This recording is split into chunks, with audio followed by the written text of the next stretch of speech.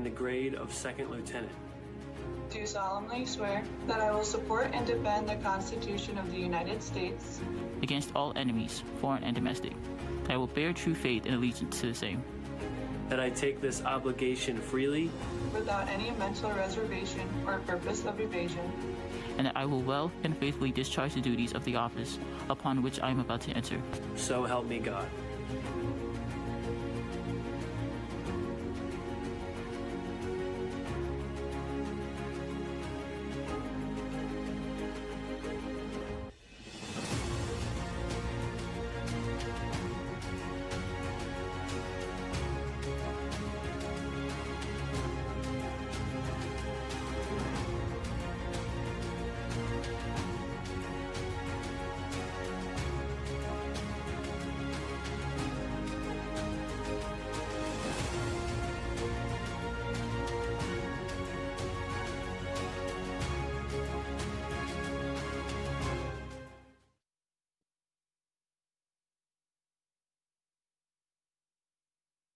Good morning, distinguished guests, cadets, family, and friends. I am Lieutenant Colonel Nicole L. Downs, and on behalf of the Vice Chief of Staff of the Army, General Joseph M. Martin, and Major General John R. Evans, Jr., Commanding General, Fort Knox, and the United States Army Cadet Command, I would like to welcome you to today's commissioning ceremony for the cadets of the United States Army Cadet Command. At this time, it is my pleasure to introduce the official party for today's ceremony, General Martin and General Evans.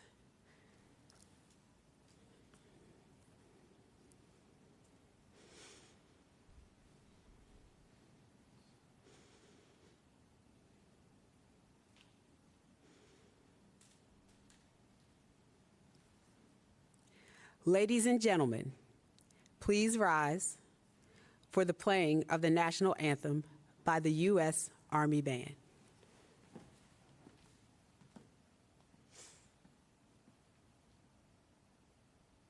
Oh, say, can you see by the dawn's early light what so proudly we hailed at the twilight's last gleaming, whose broad stripes and bright stars through the perilous fight o'er the ramparts we watched were so gallantly streaming, and the rockets' red glare, the bombs bursting in air, gave proof through the night that our flag was still there. Oh, say does that star-spangled banner yet wave o'er the land of the free and the home of the brave?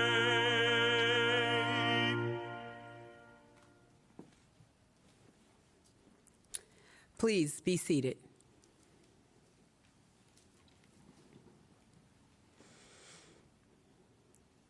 This ceremony marks the culmination of years of rigorous and intensive academic and military and physical training for the cadets seated before you today. The Reserve Officer Training Corps has served as a test of their leadership ability and their potential to serve as leaders of character. They have successfully emerged from this challenge, confident in their abilities to assume this tremendous responsibility, awaiting them as officers in the United States military. In a traditional commissioning ceremony, there are 4 parts: the reading of the oath of office. Doctors, lawyers, public officials, and our military are some of the few professions that take such an oath. Second is the unveiling of the gold bars.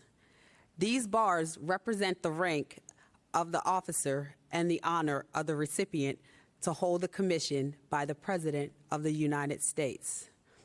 Third is the presentation of the commissioning certificate to the new second lieutenants. This certificate signifies not only a cadet's promotion to second lieutenant, but more so their status as an officer in the United States Army. And finally, the first salute from an enlisted soldier. The salute to a newly commissioned officer is returned with a silver dollar.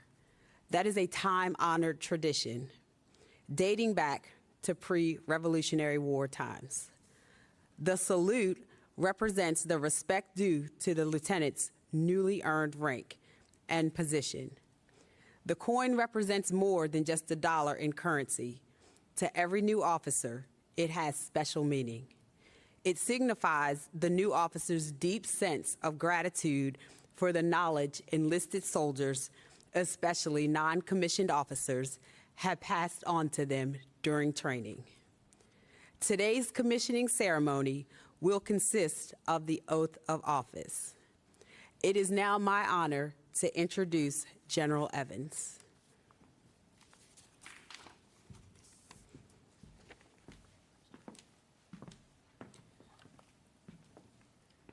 Thank you, Colonel Downs. And Vice, thank you for being here. Certainly appreciate you being here to preside over the ceremony today. Good morning. There is no greater morning than one where we gather to grow our Army with a new class of second lieutenants. Vice Chief of Staff Martin, distinguished guests, cadets, families, welcome to the United States Army Cadet Command's first virtual National Commissioning Ceremony. Gathered here today are 6 amazing Americans who are the embodiment of people first. Each has stepped up to selflessly serve their nation and wear the colors of the United States Army.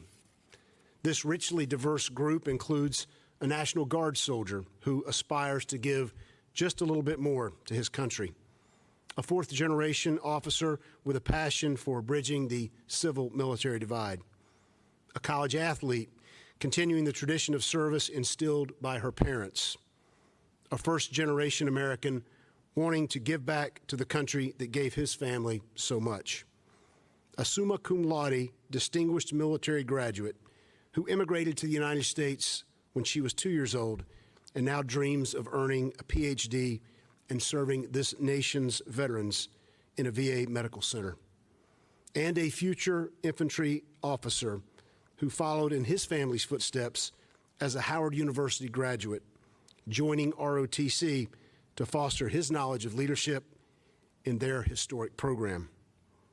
These outstanding patriots represent more than 1,100 cadets dialed in virtually from across the country. Some are joining us with their loved ones from their living rooms. Many have gathered together in small, socially distanced groups. Individually, they are the authors of stories written by hard work, sound ethics, and unshakable integrity. But today they come together with a united goal to serve as a United States Army officer. Today, as they raise their right hand and swear an oath to protect and defend the Constitution of this great nation, they represent less than 1 out of every 1,000 Americans, those who have served as United States military officers. As Commanding General of Army Cadet Command, I couldn't be prouder of your dedication, and as an American, I thank you for your commitment to service. On behalf of our Army, I want to thank the families and loved ones who have supported all of our cadets as they pursued their dream to become an Army officer. And to our future second lieutenants, I say, welcome to the world's greatest land force, because winning matters. Leadership excellence. Ladies and gentlemen, I'd like to introduce our guest speaker, the 37th Vice Chief of Staff Army, General Joseph M. Martin.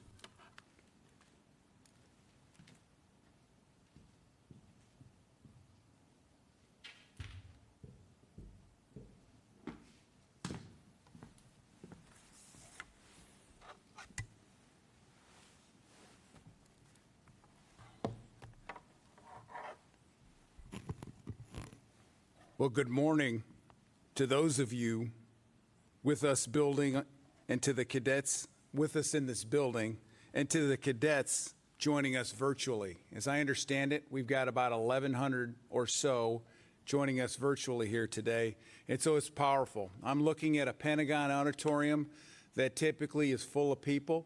There's a handful of people, and there's 6 cadets that are participating in a ceremony. That does not take away from the importance of this day or the tradition in which we are celebrating a very important part of starting out the career of an officer in the United States Army. Congratulations on your graduation from some of the nation's finest academic institutions. Today, I've got the distinct honor of swearing you into the ranks and charge you with leading America's Army as newly minted second lieutenants.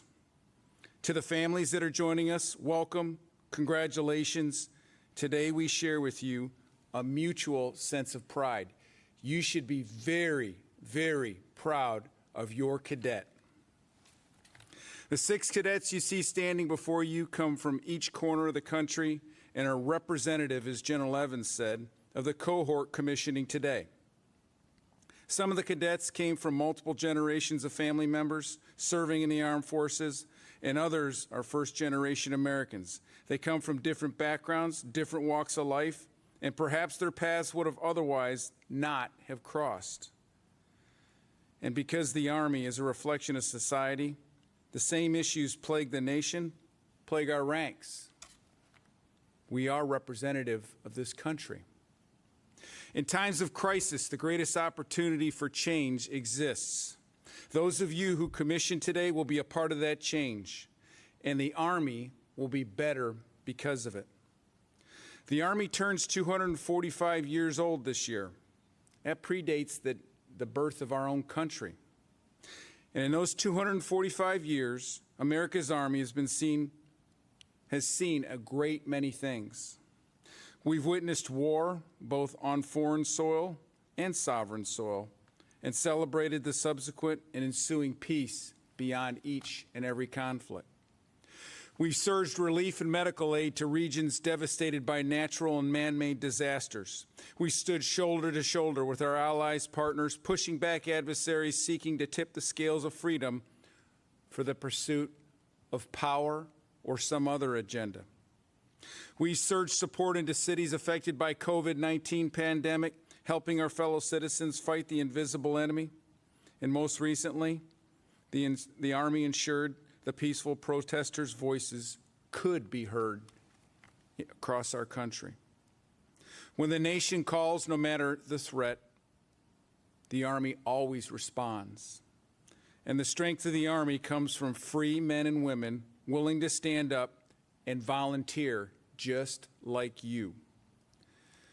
Cadets Hussey, Easter, Anderson, Truding, Zoe, and Ezenwajuku are the cadets we have on live stream today, and the cadets that we have live stream today, become a part of our Army legacy. I'd offer some quick touch points that no matter where you find yourself in your career, you can always come back to. Tough times don't last, but tough people do. With that said, the circumstances that you find yourself in now won't last forever. To build this unwavering resiliency, the key is to train. Train hard and train often. Train your body to operate under duress. Train your mind to remain calm in chaos. And train your heart to endure hardship and increase your empathy. In a short time, you'll have the privilege of leading our nation's men and women. They will look to you as a steady hand at the helm. Have the difficult and tough discussions so that we can eliminate the fissures that erode trust. The world remains complex and dangerous. Therefore, you've got to continue to be a student long after you receive your diploma. I'd offer one final point that I talk to almost every leader to be at every echelon. Never underestimate the power of leadership in times of adversity. Every organization experiences adversity. I don't care if you're in garrison, you're back home, you're in combat, you will experience adversity. And here's the magic of being a leader in the United States Army. When adversity occurs, the first thing your subordinates do, it's magic. They look to their leader, who is the bellwether of the path struck forward beyond that adversity. Your actions will be mirrored, and you will lead your soldiers through adversity. That could be a failed test. It could have been a less than optimal performance in a training exercise, or could be the loss or serious injury of a soldier in combat. You will be responsible to lead that organization forward, and understand that all eyes will fall on you the moment something like that happens. It's an incredible circumstance. I've watched it during my 34 years of leadership in and out of combat. I'm incredibly proud of you. Congratulations today on your commissioning, and welcome to our ranks. And don't worry, I'll see you out in the field. Army strong.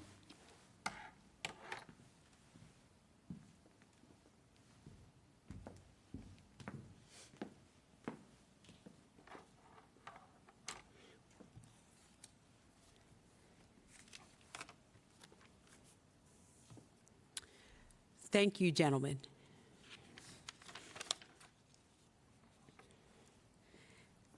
Cadet Anna Elise Anderson, Georgetown University. Cadet Jamarian Easter, Virginia State University. Cadet Sonia Edinwajuku, Capital University. Cadet Tristan Hussey, Howard University. Cadet Mary Catherine Truing, Marymount University. Cadet Dao Yu Zhu, University of Maryland.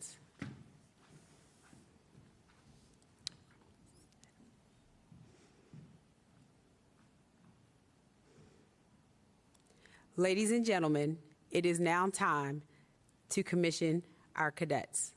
At this time, General Martin will render the oath of office to our commissioning cadets.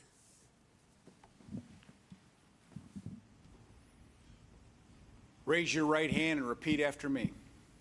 I state your full name.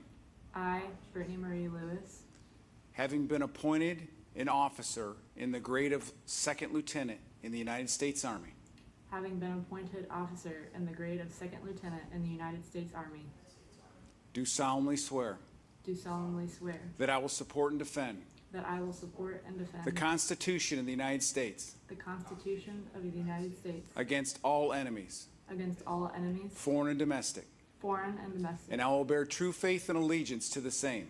and I will bear true faith and allegiance to the I same. take this obligation freely, I take this obligation freely, without any mental reservation without any mental reservation or purpose of evasion, or purpose of evasion, and that I will well and faithfully and I will well and faithfully discharge the duties discharge the duties of the office in which I'm about to enter. of the office of which I'm about to enter. So help me God. So help me God. Congratulations, lieutenants.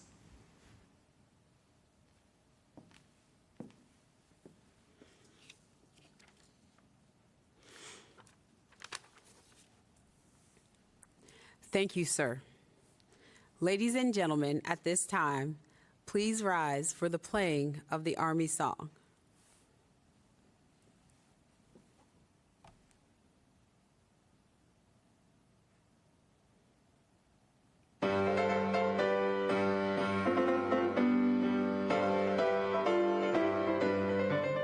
March along, sing a song with the army of the free. Count the brave, count the true, who have fought to victory.